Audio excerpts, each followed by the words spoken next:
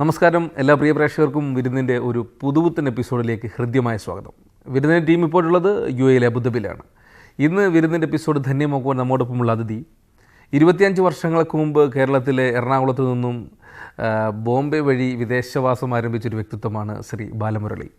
അദ്ദേഹം ഇപ്പോൾ Abu Dhabi water and electricity അതോറിറ്റിയുടെ വളരെ ഉന്നതിയിലുള്ള ഒരു പദവി അലങ്കരിക്കുന്ന വ്യക്തിത്വമാണ്. അതോടൊപ്പം തന്നെ ഒട്ടനവധി സാംസ്കാരിക പ്രവർത്തന രംഗത്ത് സജീവമായ ഒരു വ്യക്തി.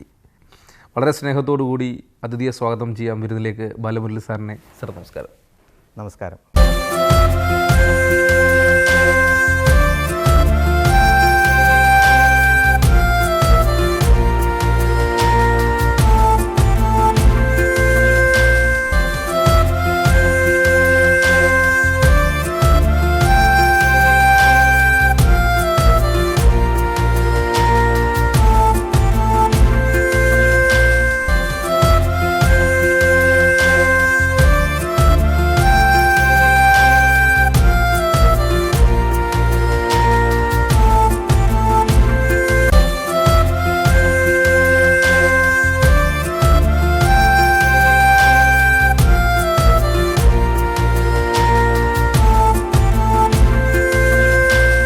എങ്ങനെയാണ് ഈ ജോലിക്ക് ശേഷം ഒരു വിദേശത്ത് ജോലി ചെയ്യണം, ജോലി സമ്പാദിക്കണം എന്നുള്ള ആഗ്രഹം?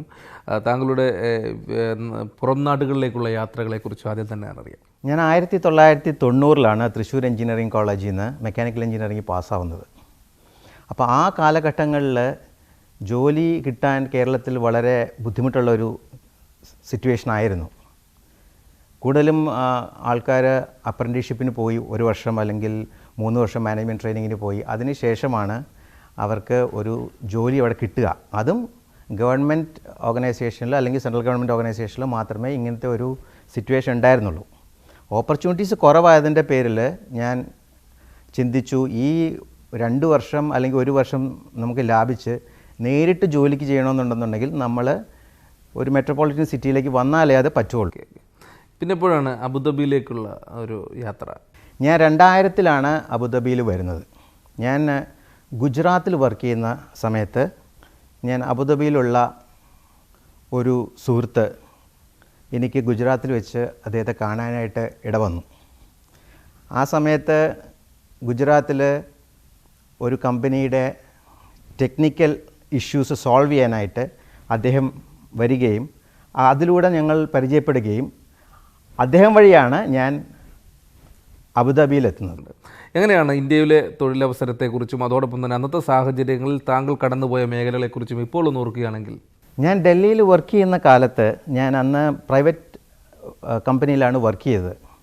ആ കമ്പനി ഒരു മാനുഫാക്ചറിങ് യൂണിറ്റ് ആയിരുന്നു. കാർബൈഡ് ടൂൾസ് ഉണ്ടാക്കുന്ന ഒരു ഫാക്ടറി ആയിരുന്നു. അതിൻ്റെ ഫാക്ടറി ഭൂമിക്കടിയിലായിരുന്നു. അപ്പോൾ നമ്മൾ രാവിലെ വൈകിട്ട് പോയി കഴിഞ്ഞാൽ വൈകുന്നേരം ആകുമ്പോഴത്തേക്ക് ബ്ലാക്ക് ആയിട്ടാണ് പുറത്തേക്ക് തിരിച്ചു വരിക. നമുക്ക് ലോകമായിട്ട് യാതൊരു കണക്ഷനും ഇല്ല. അപ്പോൾ നമുക്ക് ഭയങ്കര ഫ്രസ്ട്രേഷൻ. നമ്മൾ വളരെ യങ്ങാണ് ആ സമയത്ത് യങ്ങാണ്. നമുക്ക് സൊസൈറ്റിയായിട്ട് യാതൊരു ടച്ചും ഇല്ല. അപ്പോൾ തന്നെ നമുക്ക് മനസ്സിൽ തോന്നി, എൻജിനീയറിംഗ് പഠിച്ചത് ഇത്രയും കഷ്ടപ്പാടിലേക്ക് വേണ്ടിയിട്ട് വരാനാണോ? ജീവിതം മുഴുവൻ ഹോമിക്കേണ്ടി വരുമോ എന്ന് വിചാരിച്ചു. അപ്പോൾ ആ ബുദ്ധിമുട്ട് മനസ്സിലാക്കിക്കൊണ്ട് ഞാൻ എൻ്റെ ബ്രദറിൻ്റെ അടുത്ത് പറയുകയും അദ്ദേഹം വഴി എനിക്ക് വേറൊരു കമ്പനിയിൽ ഒരു ജോലി തരപ്പെടുത്തി തരികയും ചെയ്തു. ആ ജോലിയിലൂടെ ഞാൻ ഡൽഹിയിൽ ഒരു ചെറിയ ബിസിനസ് സെറ്റപ്പ് ചെയ്തു. പക്ഷേ ബിസിനസ് സെറ്റപ്പ് ചെയ്തെങ്കിൽ കൂടിയും അത് എൻ്റെ ലൈനിലുള്ള ബിസിനസ് ആയിരുന്നില്ല. അപ്പോൾ വീണ്ടും നമുക്കൊരു ഇതേപോലെയുള്ളൊരു ചിന്ത നമ്മുടെ മനസ്സിൽ വന്നു, എൻജിനീയറിംഗ് പഠിച്ചിട്ട് ഞാൻ വേറെ ബിസിനസ്സാണല്ലോ ചെയ്യുന്നത്.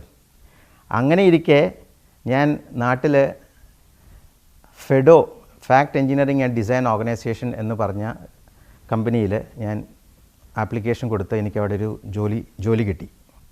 എന്നെ ആദ്യം അവർ പോസ്റ്റ് ചെയ്ത് മഹാരാഷ്ട്രയുടെ ബോർഡറിലാണ്, തഡാലി എന്ന് പറഞ്ഞ സ്ഥലത്താണ്. വളരെ ചൂടും വളരെ ഡ്രൈ ആയിട്ടുള്ള ഒരു റിമോട്ടായിട്ടുള്ള ഒരു ലൊക്കേഷനായിരുന്നു. ഇന്ത്യൻ ഓയിൽ കോർപ്പറേഷൻ്റെ ഒരു ഓയിൽ ഡിപ്പോ ഇവിടെ വർക്കായിരുന്നു. അത് പ്യുവർ മെക്കാനിക്കൽ എഞ്ചിനീയറിംഗ് വർക്ക് തന്നെ. ആ പ്രോജക്റ്റ് കംപ്ലീറ്റ് ആയപ്പോഴത്തേക്ക് തന്നെ ശരീരം കംപ്ലീറ്റ് നമ്മൾ ഓൾമോസ്റ്റ് തീർന്ന പോലെ ആയിപ്പോയി. കാരണം അത്രയും കഷ്ടപ്പാടായിരുന്നു അവിടെ ആ കാലത്ത്. അവിടുന്ന് ആ പ്രൊജക്റ്റിന് ശേഷം ഞാൻ കൊച്ചിൻ റിഫൈനറീസിൽ ഒരു പ്രൊജക്റ്റ് ചെയ്യാൻ വന്നു, അഡീഷണൽ ക്രൂഡ് ടാങ്കേജ് പ്രോജക്റ്റ് എന്ന് പറഞ്ഞിട്ട്. അന്ന് ആ കാലത്ത് ഏഷ്യയിലെ തന്നെ one of the largest crude oil depot ആയിരുന്നു. അങ്ങനെയാണ് ഞാൻ ആദ്യം കേരളത്തിൽ ജോലി ചെയ്യുന്നത്. അതെൻ്റെ ജീവിതത്തിലൊരു വലിയ ഒരു അനുഭവമായിരുന്നു. കാരണം ഞാൻ അവിടെ കഷ്ടി ഒരു 1.5 കൊല്ലം ജോലി ചെയ്തിട്ട് സത്യം പറഞ്ഞാൽ അവിടെ നിന്ന് ഓടിപ്പോവായിരുന്നു.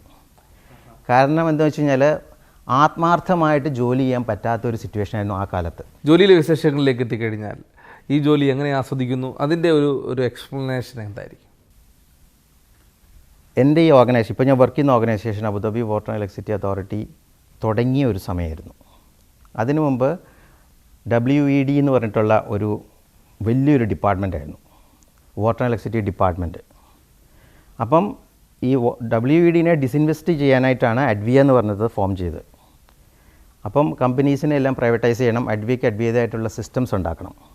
അപ്പം നമ്മൾ വന്നത് ഈ സിസ്റ്റം ഇവിടെ ബിൽഡ് ചെയ്യാനായിട്ടാണ് വന്നത്. ഞാൻ ഗുജറാത്തിൽ വർക്ക് ചെയ്യുന്ന സമയത്ത് വളരെ കംഫർട്ടബിളായിട്ട് വളരെ അതോറിറ്റേറ്റീവ് ആയിട്ടുള്ള ഒരു പൊസിഷനാണ് ഞാൻ വർക്ക് ചെയ്തത്. എനിക്ക് മാക്സിമം 1 വർഷം ഇവിടെ വന്ന് ചിലവാക്കി തിരിച്ചു പോകാമെന്നുള്ള ഐഡിയയിലാണ് ഞാൻ വന്നത്. കാരണം എനിക്ക് കുറച്ച് ലോൺ ഉണ്ടായിരുന്നു അത് തീർക്കാനായിട്ട്. ആ 1 വർഷം നീണ്ട് ഇപ്പോൾ 16 വർഷമായി. ഇപ്പോഴത്തെ ജോലി എങ്ങനെ ആസ്വദിക്കുന്നു? ജോലിയിൽ ഒരുപാട് സഹപ്രവർത്തകർ താങ്കളോട് ഒപ്പമുണ്ട്, അതിൻ്റെ വിശേഷങ്ങളിലേക്കൊന്ന് പറയും. നമ്മുടെ ജോലിയിൽ പല കൾച്ചറിലുള്ള ആൾക്കാരുണ്ട്. ഇന്ത്യക്കാർ പൊതുവെ കുറവാണ്.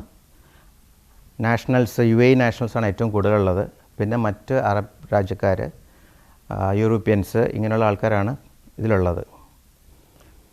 നമ്മളുടെ ജോലി എന്ന് പറഞ്ഞാൽ ഹൈലി നോളജ് ബേസ്ഡ് ആയിട്ടുള്ളൊരു ജോലിയാണ്. കാരണം വെച്ചാൽ എല്ലാം പുരോഗമനത്തിന് വേണ്ടിയിട്ട് ചിന്തിക്കുന്നതാണ്. സ്ട്രാറ്റജി, പോളിസി, ക്വാളിറ്റി, എക്സലൻസ് എന്നൊക്കെ പറയുമ്പം കൂടുതൽ പുരോഗതിയിലേക്ക് ഉറ്റുനോക്കിക്കൊണ്ടിരിക്കുന്ന ഒരു സെറ്റപ്പിലാണ് നമ്മൾ വർക്ക് ചെയ്യേണ്ടത്. അപ്പോൾ നമ്മളെ തന്നെ എഡ്യൂക്കേറ്റ് ചെയ്യേണ്ടത് വളരെ ആവശ്യമാണ്. അപ്പോൾ ഞാൻ എൻജിനീയറിങ് നാട്ടിൽ പഠിച്ചെങ്കിലും ഞാൻ എൻ്റെ കുറേ സമ്പാദിച്ച പൈസ എന്നിൽ തന്നെ ഇൻവെസ്റ്റ് ചെയ്ത് പഠിക്കാൻ വേണ്ടിയിട്ട്. കാരണം നമ്മുടെ പേരൻസ് നമുക്ക് ബേസിക് ആയിട്ടുള്ള ഒരു എഡ്യൂക്കേഷൻ തരുന്നു, അവർ നമ്മൾ ഇൻവെസ്റ്റ് ചെയ്യുന്നു. അത് വെച്ച് പല ആൾക്കാരും ജീവിതം കംപ്ലീറ്റ് ചെയ്യുന്നുണ്ട്. പക്ഷെ നമ്മളിൽ തന്നെ ഇൻവെസ്റ്റ് ചെയ്യണം.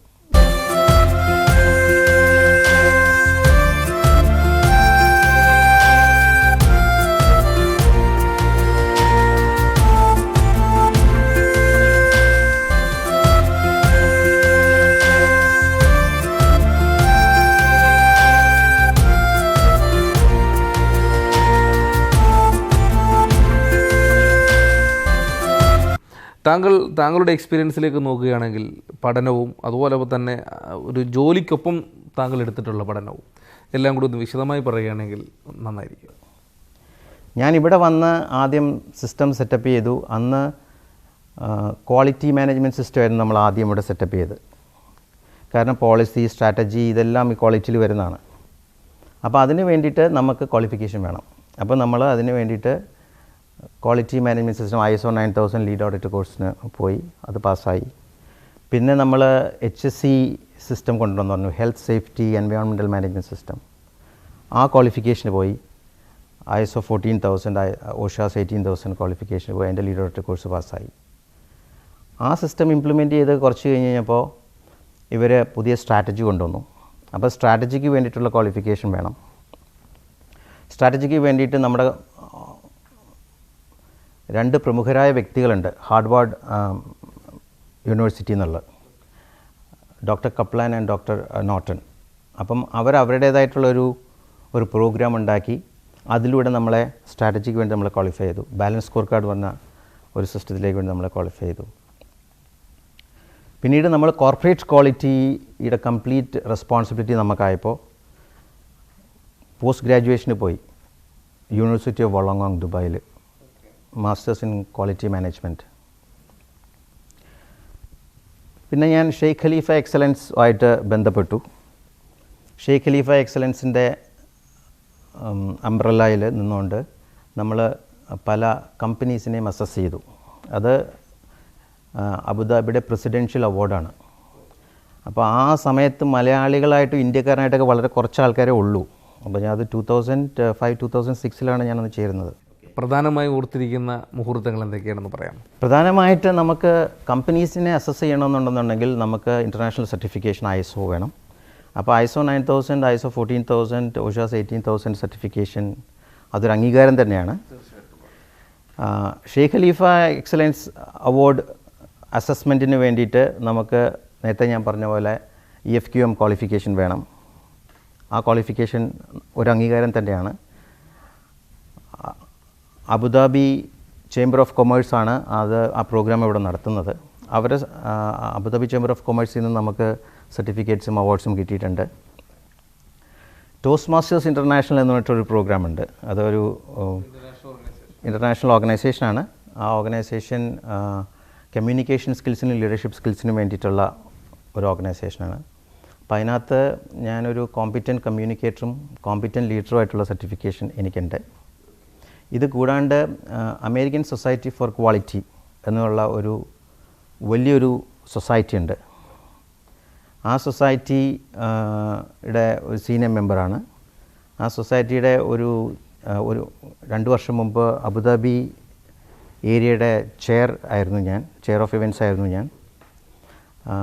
ഞാൻ പലതവണ അമേരിക്കയിൽ പോയിട്ടുണ്ട് കോൺഫറൻസുകൾക്ക്. ഒട്ടനവധി സംഘടനകളിലാണ് താങ്കളുടെ സാന്നിധ്യമുള്ളത്. വിശദമായി ഒന്ന് അറിഞ്ഞാൽ നന്നായിരിക്കും. ഞാൻ നേരത്തെ പറഞ്ഞല്ലോ, ഞാൻ ആദ്യത്തെ 10 വർഷം സൊസൈറ്റിയിൽ ഉണ്ടാവാത്തൊരു വ്യക്തിയാണ്. Because I was totally away from the society. സൊസൈറ്റിയായിട്ട് ബന്ധപ്പെടുന്നത് ഞാൻ UAE വന്നതിന് ശേഷമാണ്. ചെറിയ രാജ്യം, ചെറിയ സിറ്റി, നമ്മുടെ ഇഷ്ടംപോലെ സുഹൃത്തുക്കൾ ഇവിടെയുണ്ട്. ഞാൻ തൃശ്ശൂർ എഞ്ചിനീയറിംഗ് കോളേജിൽ നിന്ന് പഠിച്ചു വന്നതിൻ്റെ പേരിൽ എൻ്റെ കോളേജിൽ പഠിച്ചിട്ടുള്ള കുറേ അംഗങ്ങൾ ഇവിടെ ഉണ്ട്. അപ്പോൾ ഞങ്ങൾക്കൊരു അലൂമിനി അസോസിയേഷൻ ഉണ്ട്. ഈ അലൂമിനി അസോസിയേഷൻ വളരെ വർഷം വളരെ ക്ലോസ് ആയിട്ട് അസോസിയേറ്റ് ചെയ്ത് ഒരു സാധാരണ മെമ്പർ എന്നുള്ള പൊസിഷനിൽ നിന്ന് ഞാൻ അതിൻ്റെ വൈസ് പ്രസിഡൻ്റായിട്ടുള്ള പൊസിഷൻ വരെ ഞാൻ പ്രവർത്തിച്ചിട്ടുണ്ട്. ഇത് കൂടാതെ എൻ്റെ വൈഫ്, എൻ്റെ വീട് കാലടിയിലാണ്. അപ്പം അങ്കമാലി NRI അസോസിയേഷൻ എന്നൊരു അസോസിയേഷൻ ഉണ്ട്. അസോസിയേഷൻ കണ്ടമാനം കൾച്ചറൽ പ്രോഗ്രാംസും ചാരിറ്റി പ്രോഗ്രാംസും നടത്തുന്നുണ്ട്. അപ്പോൾ അവരുമായിട്ട് സഹകരിക്കുന്നുണ്ട്. എൻ്റെ wife all India women's alumni അസോസിയേഷൻ്റെ മെമ്പറായിരുന്നു. പുള്ളിക്കാരത്തി എൻ്റെ സെക്രട്ടറി ആയിരുന്നു. അപ്പം അവർ വഴി കുറേ ചാരിറ്റി പ്രോഗ്രാംസ് നടത്തുന്നുണ്ടായിരുന്നു. വൈഫിൻ്റെ പേര് ബിന്ദു. മക്കൾ 3 പേരാണുള്ളത്. പേരെന്താണ്? മൂത്താൾ രേവതി, രണ്ടാമത്തെ ആൾ രോഹിത്, മൂന്നാമത്തെ ആൾ രോഷ്നി. നാട്ടിൽ എനിക്ക് എൻ്റെ അച്ഛനും അമ്മയുണ്ട്. അച്ഛൻ്റെ പേര് വേലായുധൻ പിള്ള, അമ്മയുടെ പേര് തങ്കമ്മ. ഞങ്ങൾ 5 കുട്ടികളാണ്. മൂത്ത എൻ്റെ സിസ്റ്റർ ഡോക്ടറാണ്, ഹസ്ബൻഡ് ഡോക്ടറാണ്, മക്കളൊക്കെ വലുതായി എൻജിനീയറൊക്കെയാണ്. രണ്ടാമത്തെ ആളാണ് ഞാൻ. പിന്നെ എനിക്ക് താഴെ ഒരു അനിയത്തിയുണ്ട്. പുള്ളിക്കാരത്തിയുടെ കല്യാണം കഴിഞ്ഞ് പുള്ളിക്കാരത്തി എറണാകുളത്താണ് സെറ്റിൽ ചെയ്തിരിക്കുന്നത്. ഒരു അനിയനുണ്ട്, കേരള മിൽക്ക് മാർക്കറ്റിംഗ് ഫെഡറേഷനിൽ ക്വാളിറ്റി ഓഫീസറായിട്ട് വർക്ക് ചെയ്യുന്നു. പിന്നെ ഇളയ ഒരാൾ ചാർട്ടേഡ് അക്കൗണ്ടൻ്റാണ്. പുള്ളി ദുബായിൽ ഫൈനാൻഷ്യൽ ഓഫീസറായിട്ട്, ഫൈനാൻസ് മാനേജറായിട്ട്. ഏതോ വാർമുകിലിൻ കിനാവിലെ മുത്തായി നീ വന്നു, ഏതോ വാർമുകിലിൻ കിനാവിലെ മുത്തായി നീ വന്നു, ഓമലേ ജീവനിൽ അമൃതഗാനായി വീണ്ടും എന്നിലേതോ ഓർമ്മകളായി നിലാവിൻ മുത്തേ നീ വന്നു. സാ സാ സാ സാ നി സരി സപ്പ മമ ദ ദ ദ സരി പപ്പ സാ സാ സാ സാ രി സരി സപ്പ മമ ദ ദ ദ സരി പപ്പ ഗമ ദ നി സാ രി രി സാ അഴകേ അഴകേ ഏതും അഴകേ അമ്പിൻ വെളിയിൽ എല്ലാം അഴകേ മലർ മട്ടുമഴക്. ഞാനിപ്പോൾ അറ്റ് പ്രസൻറ്റ് 2 ഓർഗനൈസേഷനിലുണ്ട്.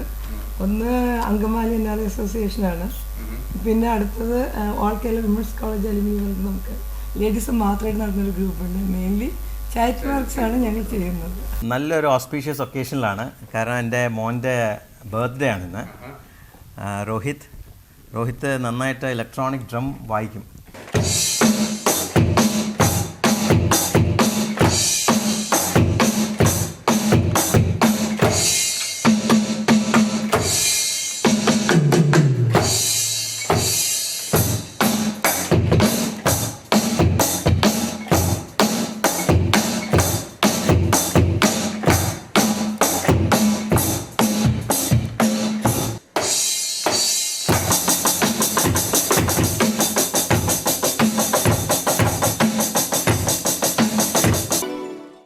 എങ്ങനെയാണ് ഈ വാട്ടറും കുടിവെള്ളവും അതോടൊപ്പം തന്നെ വൈദ്യുതിയും എല്ലാ എമിറേറ്റുകളും എത്തിക്കുന്നതും അതുപോലെ തന്നെ അതിൻ്റെ ഉൽപ്പാദനവും എങ്ങനെ? ഇവിടെ കറണ്ട് ഉണ്ടാക്കുന്നത് 2-3 ടെക്നിക്സ് ഉപയോഗിക്കുന്നുണ്ട്. എങ്കിലും അതിനകത്ത് പ്രധാനപ്പെട്ട ടെക്നിക്ക് ഞാൻ പറഞ്ഞുതരാം.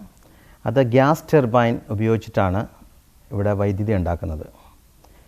ഗ്യാസ് ടർബൈൻ ഗ്യാസ് അഡ്നോക്കിൻ്റെ ഗ്യാസ് കിട്ടുന്നുണ്ട്. ഇത് കൂടാണ്ട് ഖത്തറിൽ നിന്ന് ഡോൾഫിൻ എനർജി വഴി നമ്മൾ ഗ്യാസ് കൊണ്ടുവന്നിട്ട് ഈ ടർബൈൻ കറക്കും. ടർബൈൻ കറക്കുമ്പോൾ അത് ജനറേറ്ററായിട്ട് ഘടിപ്പിച്ചിട്ട് ജനറേറ്റർ വഴി നമുക്ക് പവർ കിട്ടും. വളരെ സന്തോഷം. ഇത്രയും സമയം ഞങ്ങളുമായി ചിലവഴിച്ചതിൽ ഒരിക്കൽ കൂടി നന്ദി അറിയിക്കുകയാണ്. Thank you sir, thank you very much.